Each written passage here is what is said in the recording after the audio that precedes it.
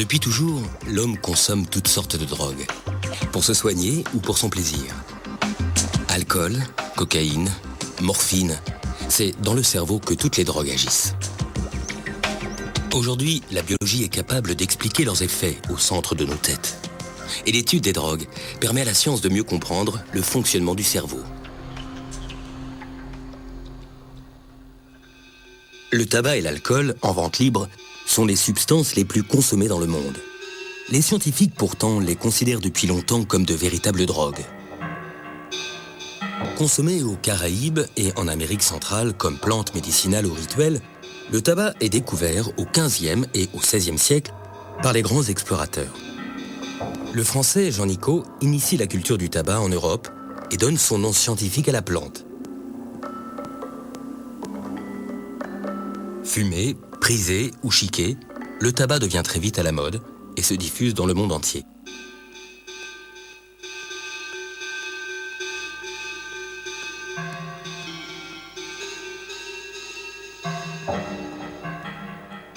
Aujourd'hui, plus d'1 milliard de personnes fument dans le monde. Les fumeurs sont 7 fois plus nombreux que les consommateurs de drogues illégales. Concentration, éveil et mémoire accrue. C'est pourtant tout ce que la conscience peut attendre de la cigarette. Un paradoxe que le neuropharmacologue Jean-Paul Tassin étudie au Collège de France. Le phénomène euphorisant déclenché par le tabac est beaucoup plus fin que le phénomène obtenu avec la morphine, qui est beaucoup plus puissant, ou avec les psychostimulants. Mais il n'empêche que, justement, il est fin, donc ça permet de le répéter, et ça permet de l'utiliser, entre guillemets, dans la vie de tous les jours. Donc on peut passer une journée agréable en fumant régulièrement et en continuant à avoir une activité sociale normale. Et on a pensé pendant très longtemps que le tabac, les phénomènes de dépendance étaient liés à un des produits actifs du tabac, c'est-à-dire la nicotine. En fait, il y a un paradoxe, c'est-à-dire que tous les produits qui déclenchent la dépendance chez l'homme, comme l'amphétamine, l'héroïne, la morphine, la cocaïne, est consommé par les animaux de façon importante. Et très vite, ils deviennent dépendants à ces produits. Lorsque vous donnez de la nicotine à des animaux, ça ne les intéresse pas beaucoup. Les animaux fument exclusivement pour la bonne cause. Mais les messages de santé publique ne peuvent presque rien contre la dépendance des hommes à la cigarette. Et la nicotine, le principal ingrédient du tabac, a longtemps été pour les scientifiques le coupable idéal. If you think this looks ridiculous, remember, smoking is just as unnatural for you as it is for them. Sans les rats et les souris, jamais l'action des drogues n'aurait pu être étudiée. Ils partagent une grande partie de leurs gènes avec nous et les drogues déclenchent les mêmes tempêtes dans leur cervelle. En fait, l'humanité tout entière a une dette morale envers ces petites bêtes. On peut droguer les rats, manipuler leurs gènes et même les découper en morceaux.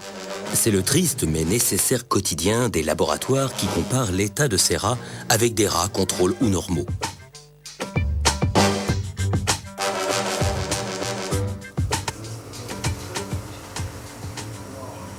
Dans son laboratoire de Bordeaux, un haut lieu de l'étude des drogues, Martine Cador étudie le comportement des rats vis-à-vis de la nicotine.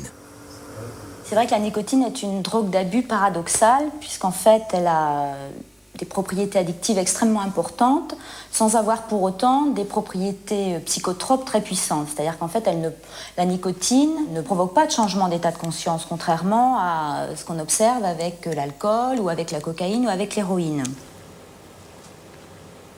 Donc ici, le rat est placé dans une cage d'auto-administration avec à sa disposition 2 trous. Un trou qui va être renforcé, c'est-à-dire à chaque fois où l'animal va mettre son nez dans ce trou, l'ordinateur va activer une pompe qui va pousser une seringue et qui va donc délivrer dans la circulation veineuse de l'animal une quantité donnée de nicotine. Le trou dit non renforcé ne produit aucun effet.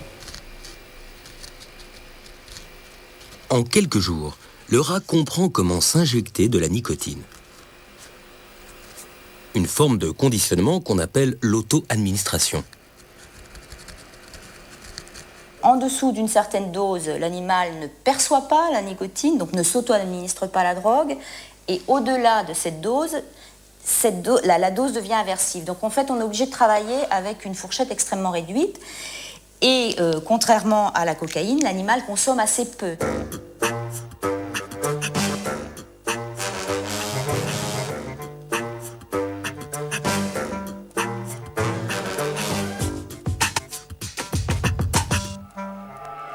Pour agir, la nicotine, comme toutes les drogues, pirate le système de communication du cerveau.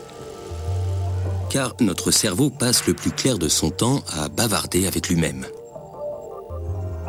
Son bon fonctionnement repose sur un dialogue incessant entre nos 100 milliards de cellules nerveuses, les neurones. Pour faire circuler l'information, les neurones s'envoient des messages chimiques qu'on appelle les neurotransmetteurs. Que ce soit la douleur, le plaisir ou le rythme des échanges d'informations, les neurotransmetteurs régulent un équilibre subtil et complexe, dont dépend l'ensemble des fonctions de notre organisme. Entre chaque neurone, il existe un petit espace où règne une intense activité. C'est ici, dans la synapse, que les neurotransmetteurs agissent.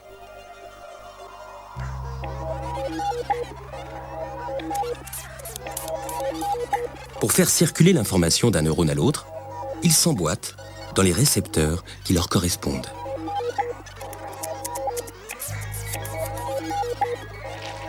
Si la nicotine favorise la mémoire et la concentration, c'est parce qu'elle pirate le réseau qui est responsable de ses fonctions dans le cerveau.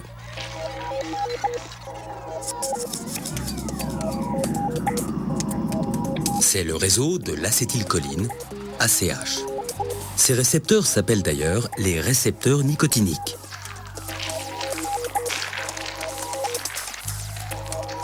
Mais la nicotine est beaucoup plus forte que l'acétylcholine. Elle déclenche la libération d'un autre neurotransmetteur, la dopamine. Une molécule qui est à l'origine de la sensation de plaisir que procurent toutes les drogues.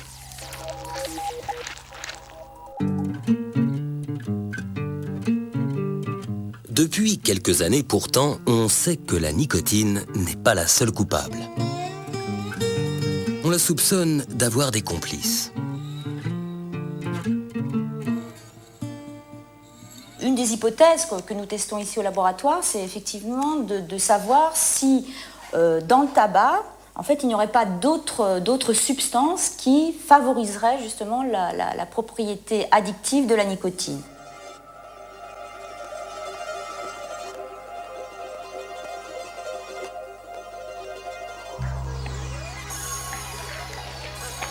Ces substances agiraient directement sur la dopamine, la molécule du plaisir. Quand elle a achevé sa mission, la dopamine est recaptée dans son neurone d'origine. À ce moment, une molécule est censée la détruire. C'est la monoamine oxydase, ou MAO. Quand on fume une cigarette, un produit chimique empêche la MAO de détruire la dopamine. On dit qu'il inhibe la monoamine oxydase. Résultat, la dopamine stimule ses récepteurs plus longtemps que prévu et crée plus de plaisir. Ce mécanisme a même un effet antidépresseur.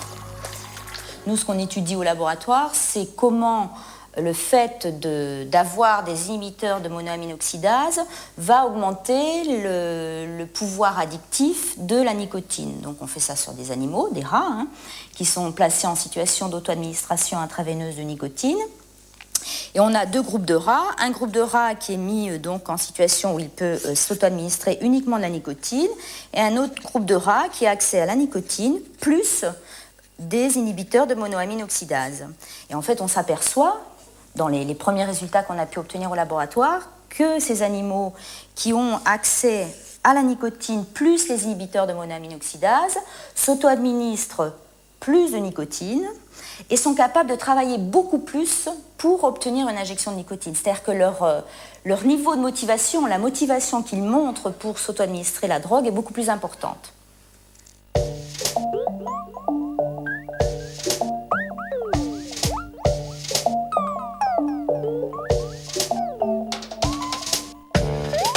Conclusion de l'expérience, la nicotine n'est probablement pas la seule responsable de l'addiction à la cigarette. Mais quelles sont les autres molécules impliquées? Les scientifiques essaient encore de les identifier. Il faut dire qu'ils ont le choix. On sait qu'il existe jusqu'à 4000 produits chimiques dans la fumée du tabac.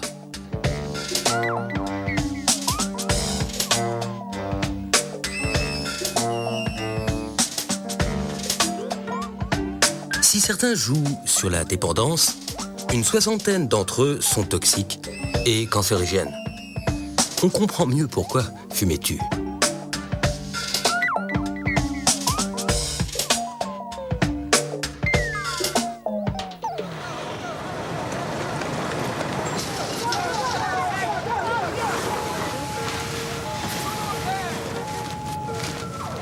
Des cancers aux maladies cardiovasculaires, aujourd'hui, près de 5 millions de personnes meurent de la cigarette tous les ans dans le monde.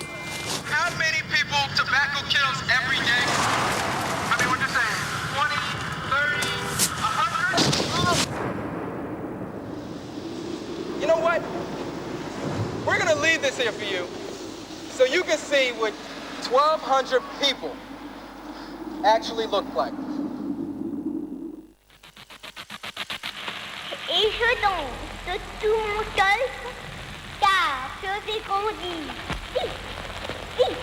Et quand je serai moins petite, je fumerai comme un sapeur. Et elle fumait, comme des sapeurs, comme si déjà elle voulait battre l'homme sur son propre terrain. Concours de la plus jolie fumeuse en 1927. Pour ces dames, l'herbe à Nico remplace soudain le thé de 5 heures, la garçonne s'efface dans des volutes de paradis artificiels et Marilyn Monroe perce déjà sous la femme sapeur. Mademoiselle Maud Lottie est proclamée la plus gracieuse fumeuse de France du concours organisé par le fumeur et par Paris qui chante. Concours de cigare vitesse. Messieurs, préparez-vous. Vous êtes prêts ? 1930. Aux hommes, comme d'habitude, il reste l'effort athlétique, la rage de vaincre les femmes à la pointe du mégot, même si certains retrouvent au Monsieur Freud des gestes d'enfants pour suçoter leur cigarette, comme la tétine d'un biberon. La cigarette n'a fait son apparition que dans la première moitié du 19e siècle. Elle est rapidement produite à une échelle industrielle, mais c'est au 20e siècle que la consommation explose, encouragée notamment par les distributions gratuites aux soldats. Aujourd'hui, l'industrie du tabac fabrique tous les ans 5500 milliards de cigarettes. Let me take your hand, try to understand. I will always Campagne choc, augmentation des prix, interdiction de fumer dans les lieux publics, la consommation de tabac est en baisse dans les pays développés. Mais les industriels de la cigarette ne risquent pas de faire faillite. Dans les pays pauvres, un homme sur 2 est un fumeur. Les scientifiques pensaient peut-être tout savoir sur la nicotine, mais elle leur réserve encore quelques mauvaises surprises. Pier Vincenzo Piazza la soupçonne même d'endommager les neurones. Quand on arrête de fumer, un des effets fondamentaux du sevrage, c'est des perturbations de mémoire, des perturbations cognitives importantes. Donc la question, c'est de savoir comment ça peut arriver. On a découvert qu'en fait, il y a des zones spécifiques du cerveau où il y a une très grande régénération des neurones. Donc il y a des neurones qui sont régénérés de façon continue. Et dans une région du cerveau qui s'appelle l'hippocampe, ces nouveaux neurones paraissent être importants pour la mémoire. Donc on a essayé de voir quels étaient les effets de la nicotine sous ces neurones immatures, sous des neurones bébés, mais dans les cerveaux adultes, et qu'ils servent donc à certains processus cognitifs. Et on a vu que la nicotine a des effets énormes et négatifs sur ces neurones. En fait, elle a réduit la production d'à peu près 50%. Donc, elle tue ou elle bloque la production de nouveaux neurones dans cette zone du cerveau d'à peu près 50%. Aujourd'hui, personne ne sait si ces dommages sont réversibles. Des liens encore plus forts unissent la nicotine et la mémoire. Grand connaisseur de l'action de la nicotine, Hervé Alain n'est pourtant pas un expert de la cigarette, mais un spécialiste de la maladie d'Alzheimer. La maladie d'Alzheimer, c'est bien alors dans le temps, on disait une dégénérescence des neurones. C'est-à-dire que nos neurones, c'est les cellules nobles du cerveau. Ce sont des cellules qui assurent, entre autres, la synthèse de neurotransmetteurs, ces substances qui servent aux connexions entre les différentes zones dans le cerveau. Donc ces cellules dégénèrent, elles meurent. Donc tout l'enjeu aujourd'hui de la recherche, c'est d'essayer de comprendre quel est le signal qui a été donné à ces neurones pour mourir.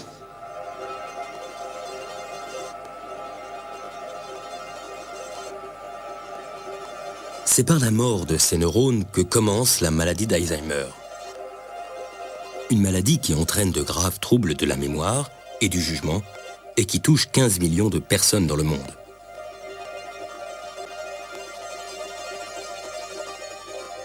Ça a été une grande découverte de voir que c'était les neurones de l'hippocampe qui souffraient les premiers, car l'hippocampe, c'est un peu le disque dur de notre mémoire. C'est là où l'information, les souvenirs, vont commencer à être stockés. Et une fois que l'hippocampe a fait son travail, la mémoire à long terme va être, comme dans une bibliothèque, disposée dans différentes zones du cortex.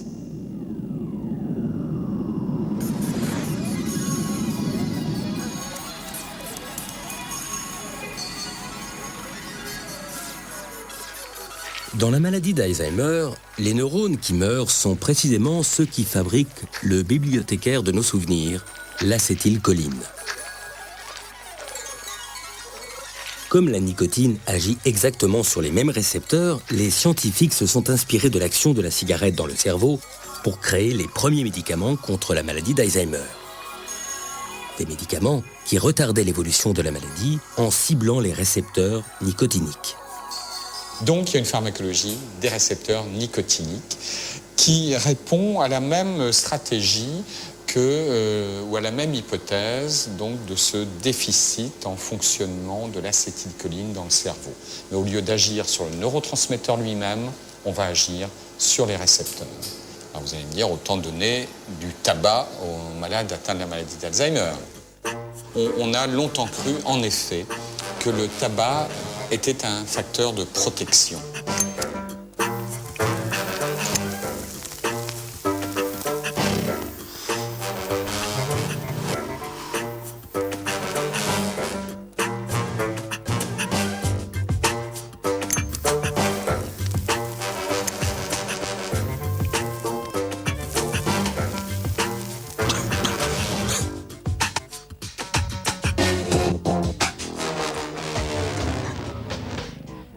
On n'est plus d'accord avec cette hypothèse du tabac qui protège, tout simplement parce que le tabac peut être un facteur de détérioration quand même intellectuelle, mais pas du tout à cause de son impact sur les récepteurs nicotiniques, qui vraisemblablement est bon, mais à cause d'un impact mauvais sur la vascularisation du cerveau.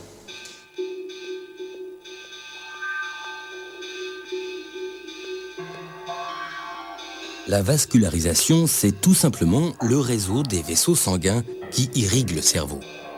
Chez les fumeurs, ces vaisseaux se détériorent.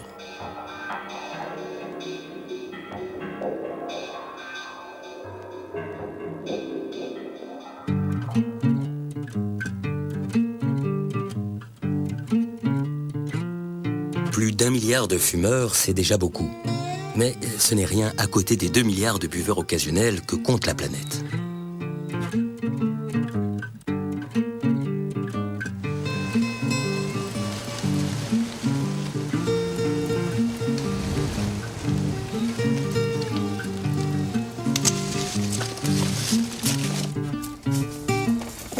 En vente libre dans la plupart des pays du monde, l'alcool est obtenu par la fermentation de fruits et de céréales riches en sucre ou par distillation.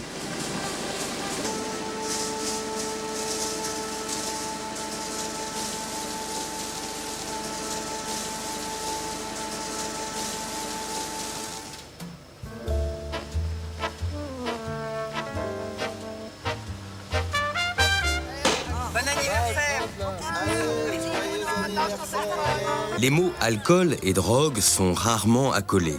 en particulier en France où pourtant 20% de la population abuse de la boisson.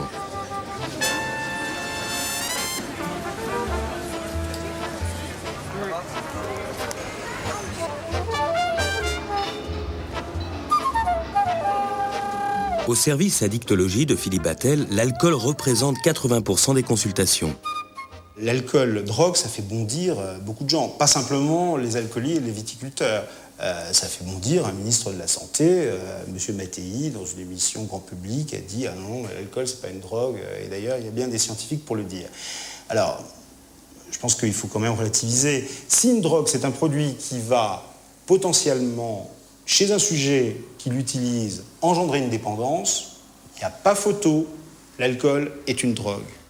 Excusez-moi, est-ce que vous buvez plus de 3 verres d'alcool par jour? Moi, non. Non? C'est sûr.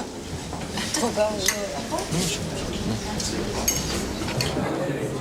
Et vous, mesdames, plus de 3 verres par jour? Non, certainement pas. 3 verres par jour? Pas 3, hein. Dites-moi, est-ce que vous buvez plus de 3 verres d'alcool par jour? 3 verres d'alcool? Non, c'est rien. Moi, je ne bois jamais. Oh bah moi, j'en ai bu un verre. Hein. Non. Pas 3 verres, non. Aujourd'hui, dans notre pays, personne ne semble boire plus de 3 verres par jour. Heureusement, car les études montrent qu'au-delà, les risques d'avoir un cancer augmentent considérablement. Si on doit prendre comme marqueur le nombre de décès, alors évidemment, il faut mettre le paquet sur l'alcool. 45 000 personnes par an en France, 3 canicules depuis des années. Qu'est-ce qu'on fait dans ce pays pour aider les patients en difficulté avec l'alcool? Est-ce qu'on met des moyens qui sont à la hauteur du nombre de morts, à la hauteur de la souffrance monstrueuse qu'il y a dans toutes les familles et qui n'est pas chiffrable? And so this is Christmas. Then I'd get a friggin' taxi.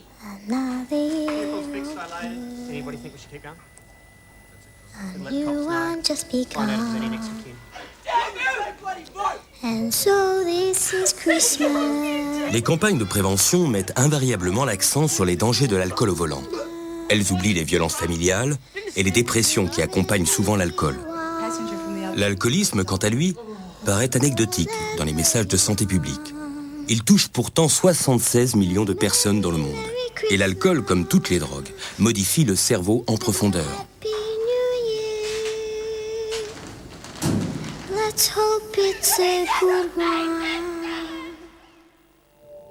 Son impact sur le cerveau est même si complexe que les chercheurs comme Philip Gorwood le surnomment la drogue sale.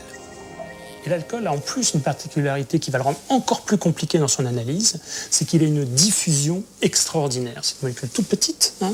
Elle a la particularité de passer à travers la membrane cellulaire et donc de diffuser très facilement dans le cerveau, dans le placenta, dans le neurone même. Mais l'alcool va agir donc sur plein de récepteurs différents et même à l'intérieur de la cellule, ce qui la rend très compliquée parce qu'on ne peut pas regarder un récepteur qui va être au carrefour clair des effets neurologiques et centraux, psychologiques, observés suite à la consommation d'alcool.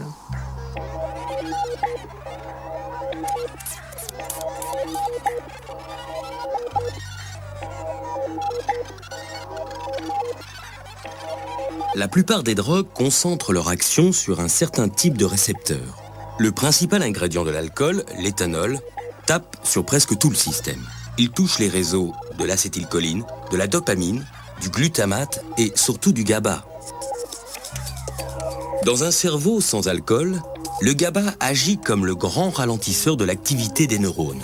En ciblant les récepteurs du GABA, l'éthanol exagère le ralentissement du cerveau.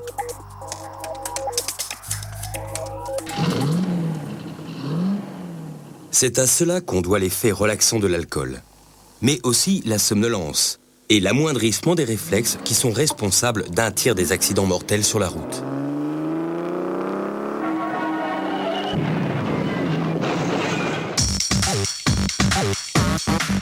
Le monde entier a tendance à réduire sa consommation d'alcool, mais les jeunes femmes en particulier, boivent de plus en plus et de plus en plus tôt.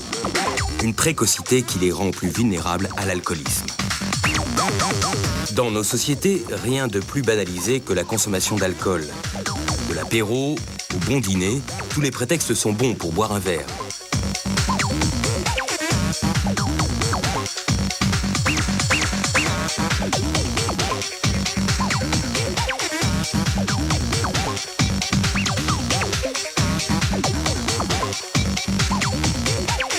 Pour les scientifiques, pourtant, l'alcool est une drogue au même titre que la cocaïne et l'héroïne. La répétition de l'activité de l'alcool va amener à des effets d'adaptation. L'organisme, il a une philosophie dans la vie, c'est l'homéostasie. Alors c'est un terme un peu barbare, mais pour dire quelque chose de simple, c'est le retour à un état d'équilibre. Il n'y a pas plus conservateur que le cerveau et que l'ensemble des organes humains. Donc quand quelque chose vient modifier son dynamisme, il va systématiquement chercher à le ramener à un niveau plus adapté à son moyen de fonctionnement habituel. Comme l'alcool stimule beaucoup le GABA. Le GABA, c'est un frein, on disait c'est un neuromodulateur. Donc qu'est-ce que va faire l'organisme pour lutter contre cette inhibition? Parce qu'il a besoin de fonctionner, le cerveau, pour fonctionner tous les jours. Se réveiller le matin, aller chercher de quoi manger, aller au travail pour pouvoir y manger. Donc tout ça, ce sont des fonctions essentielles. L'organisme va faire quoi? Eh bien, il va désensibiliser les récepteurs au GABA. Ça veut dire quoi? Ça veut dire simplement qu'il va y avoir moins de récepteurs au GABA afin d'éviter d'être trop freiné. C'est ce type d'adaptation qui finit par ancrer l'alcoolisme dans les neurones. Le cerveau est contraint d'inventer un nouvel état d'équilibre. Quand un alcoolique arrête de boire, l'équilibre précaire de son cerveau s'effondre. C'est ce qui crée l'état de sevrage. Ça se manifeste le matin par une nervosité, par des tremblements qui sont fins des extrémités, par une confusion anxieuse, parfois une petite omnubilation, et puis des sueurs et une tachycardie. Si ces symptômes ne sont pas traités, et en règle générale, ils sont traités par un sujet alcoolodépendant, par le fait qu'il s'alcoolise pour les diminuer.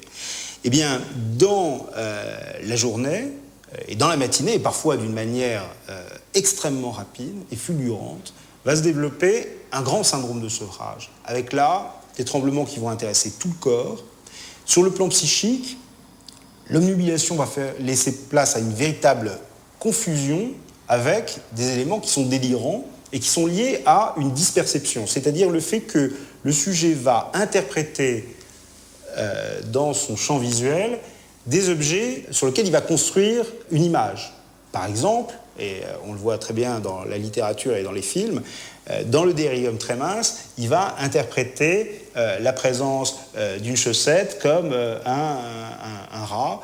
Il va voir des milliers de petits rats au fur et à mesure envahir son champ visuel, ce qui est extrêmement angoissant.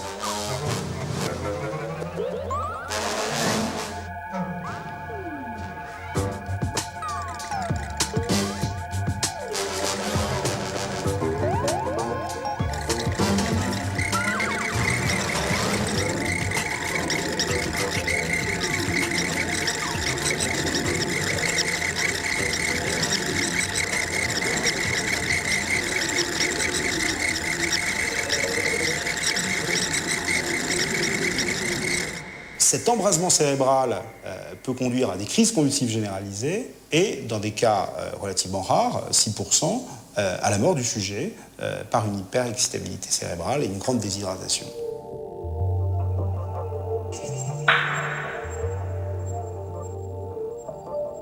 Par un mécanisme encore mal connu, l'alcool provoque une libération de dopamine dans une petite région du cerveau qui gère les sensations de plaisir, le noyau accumbens.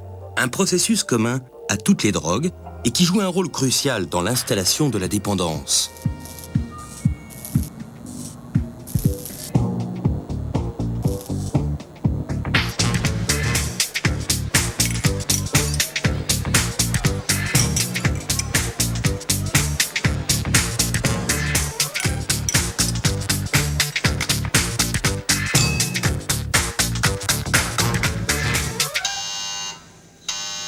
Depuis quelques années, les techniques d'imagerie médicale permettent à des chercheurs, comme Jean-Luc Martineau, de mesurer les dégâts de l'alcool sur l'ensemble du cerveau.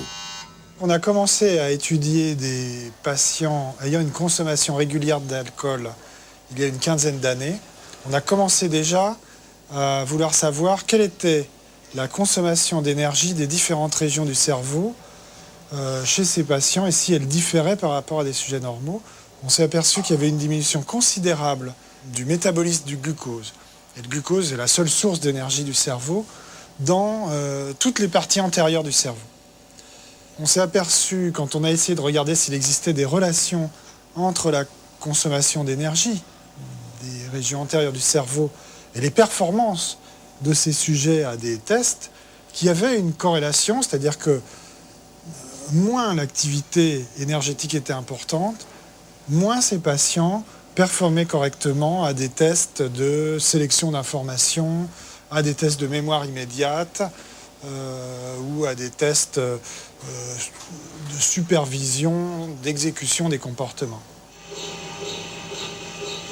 Dans les années suivantes, on a voulu savoir si derrière ces altérations fonctionnelles, il existait des modifications de la structure même du cerveau. Pour ça, on a utilisé l'IRM, l'imagerie par résonance magnétique, qui donne d'excellentes images de la forme du cerveau, de son anatomie, de la matière grise et de la matière blanche.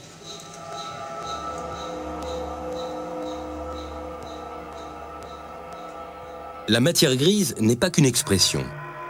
Elle désigne l'ensemble des corps des neurones, c'est-à-dire leur noyau. Quant à la matière blanche, elle constitue le câblage de ces neurones, le réseau par lequel transite l'information dans le cerveau. On a étudié le même type de patients, c'était des patients hospitalisés dans le service du professeur Reynaud, un service d'addictologie à Villejuif. Ces patients avaient une consommation régulière d'alcool, demandaient à être sevrés de cette consommation, mais n'avaient aucun critère de gravité autre, aucun autre signe de souffrance corporelle. Chez ces patients, il y avait, d'après l'IRM, et les mesures qu'on a pu en faire en utilisant des logiciels un peu spécialisés pour quantifier la matière grise et la matière blanche, il y avait des diminutions de la matière grise très marquées dans les régions antérieures du cerveau, dans les régions frontales, c'est les parties à l'avant du cerveau, et dans les régions frontales médianes, c'est-à-dire entre les deux hémisphères. La nouveauté de ces dernières années, c'est que les techniques d'analyse d'image montrent que même dans le cas de consommation modérée, on peut détecter des altérations non seulement du fonctionnement, mais de la structure et de l'ultrastructure même du cerveau. Ce que ces images montrent, c'est que l'alcool à haute dose atrophie le cerveau. Les altérations très graves que constatent les chercheurs se voient même à l'œil nu chez certains alcooliques.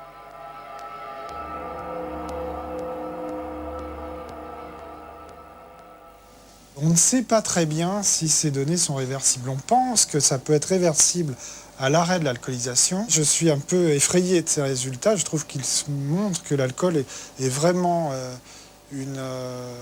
un produit encore plus toxique que ce que j'imaginais.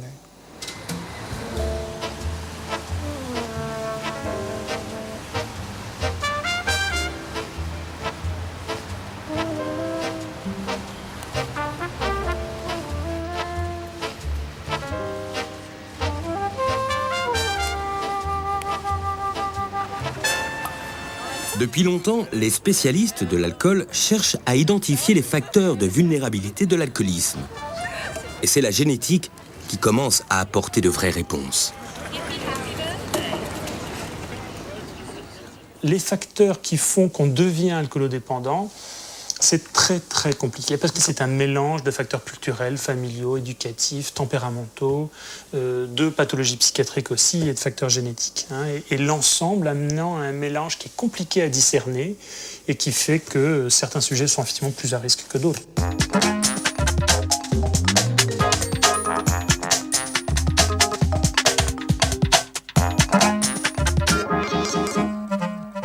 Il se trouve, et on va commencer déjà à voir un peu les facteurs génétiques, qu'on n'est pas tous égaux là-dessus.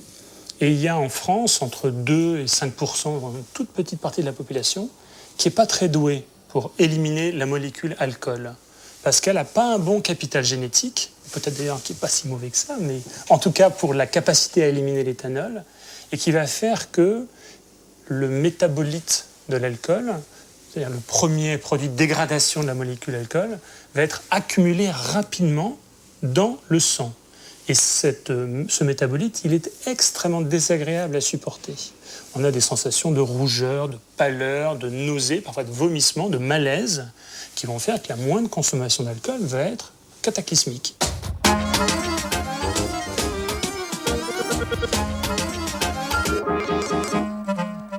Les Français, je disais, ont entre 2 et 5% de sujets qui tolèrent mal l'alcool. Les orientaux, la Corée, le Japon, ont plus de 40% des gens qui y habitent qui ont cette intolérance à l'alcool. Le gène qui est à l'origine de cette intolérance constitue un facteur de protection contre l'alcoolisme. A l'inverse, ceux d'entre nous qui résistent à l'alcool peuvent se retrouver sur une mauvaise pente.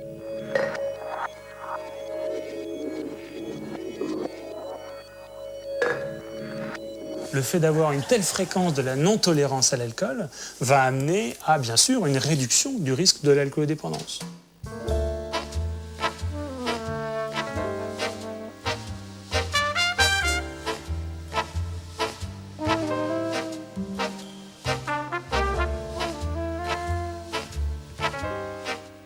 Quand vous prenez 3, 4, 5 bières et que finalement, vous ne perdez pas connaissance, même plus que ça, vous gardez un certain contrôle de vous-même, vous n'avez pas trop de troubles de la coordination motrice, vous avez l'air de ne pas être aussi intoxiqué que vos camarades qui ont bu à peu près autant, ça ne veut pas dire qu'aux fiertés nationales, je tiens bien l'alcool.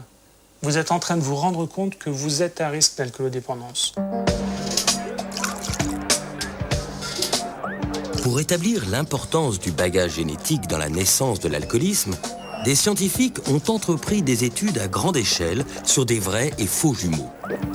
Des études qui permettent de distinguer le poids des gènes et celui de l'histoire familiale. On a eu des progrès assez considérables il y a une trentaine d'années, une vingtaine d'années, grâce à 2 techniques un peu bizarres qui permettent d'essayer de discerner, ce qu'on avait beaucoup de mal à séparer initialement, les facteurs familiaux, éducatifs, le fait de vivre dans une famille avec un père alcoolique par exemple, ou des facteurs génétiques, le fait de recevoir des gènes de son père ou de sa mère.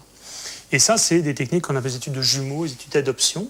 Et on arrive comme ça à bien discerner ce qui revient à l'environnement familial partagé, ce qui revient aux gènes qu'on hérite des parents.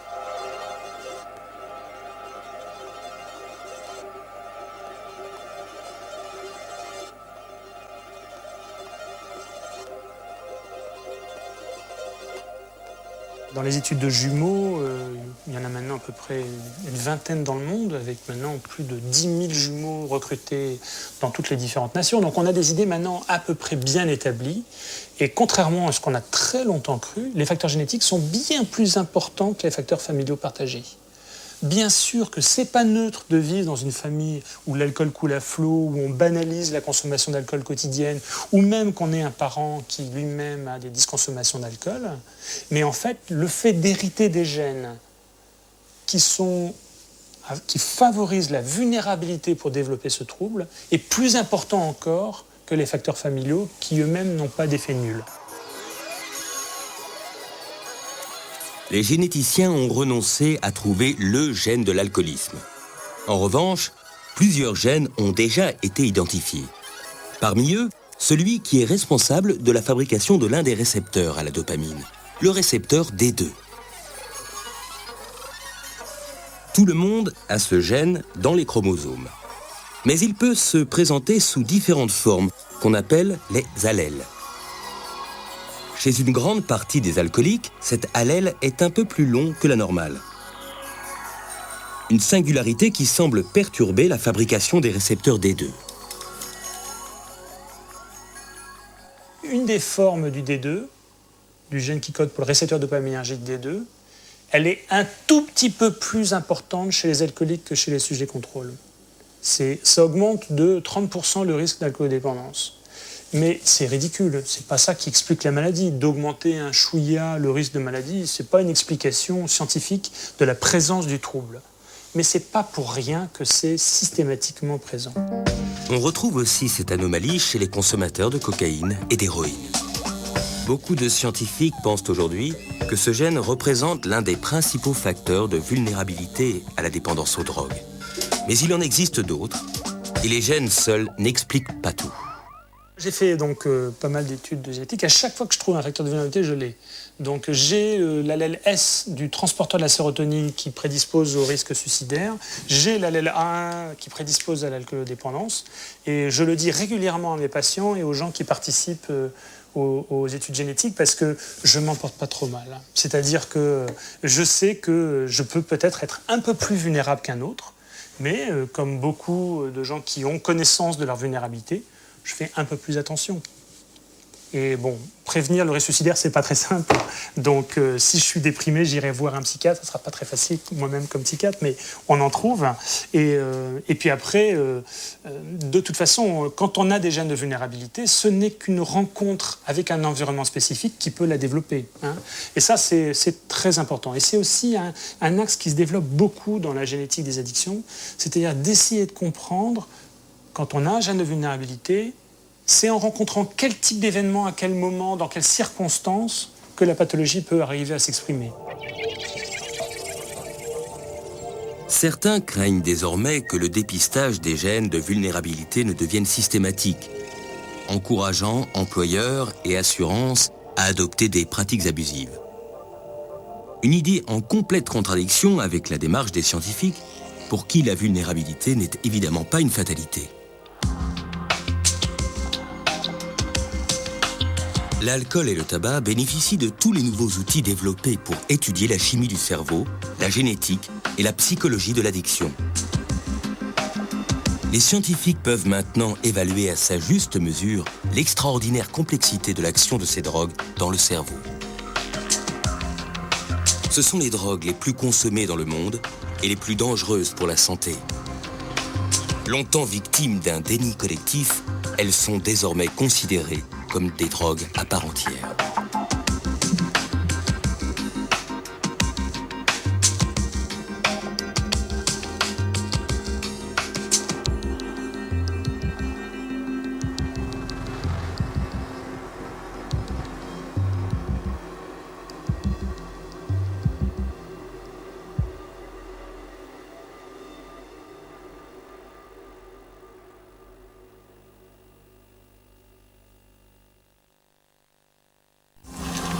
Demain, il sera question du cannabis. Si l'action de cette plante sur le cerveau n'est vraiment comprise que depuis quelques années, les scientifiques ont aussi fait des découvertes surprenantes. L'utilisation du cannabis semble en effet ouvrir de nouvelles perspectives au traitement de l'obésité, de la douleur, de l'anxiété et même de la sclérose en plaques. À demain ici et tout de suite sur le net.